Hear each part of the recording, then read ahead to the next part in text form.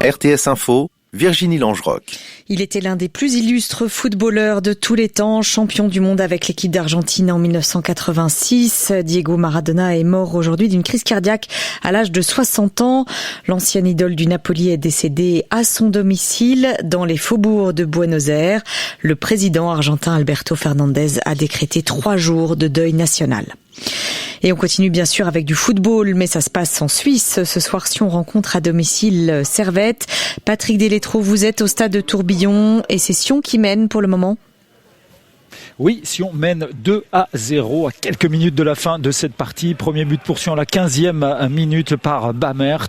Pratiquement la seule action, la seule vraie occasion pour le FC Sion en première mi-temps. Et puis à la 59e, un centre sur Cassa a permis à Sion de doubler la mise. Il reste environ 4 minutes. Ici, Servette a bien tenté de réagir, mais le gardien valaisan a été excellent ce soir. Il faut le signaler. Et puis dans l'autre partie qui se joue également ce soir, à la 1 minute de la fin, Bâle mène face à Lausanne 2-0.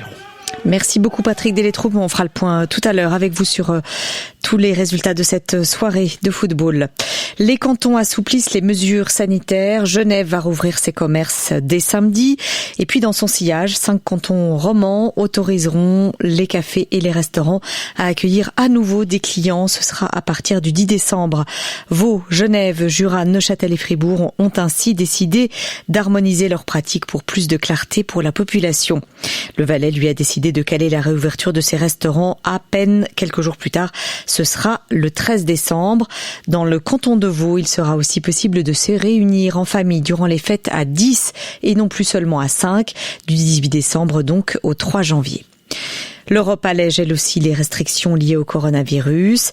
La France a annoncé hier soir un allègement des restrictions à l'approche de Noël. Les magasins vont réouvrir dès ce samedi.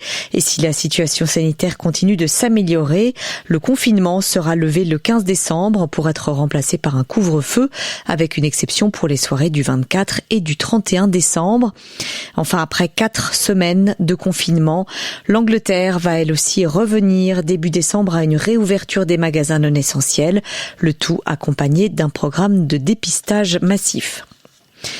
Personne pour succéder à Michael Laubert. Aucun des finalistes, dont le procureur général genevois Olivier Journeau, n'a su convaincre aujourd'hui la commission judiciaire qui est chargée de recommander un ou des noms à l'Assemblée fédérale, donc pour le poste de procureur général. Ce poste de procureur général de la Confédération est donc remis pour le moment au concours.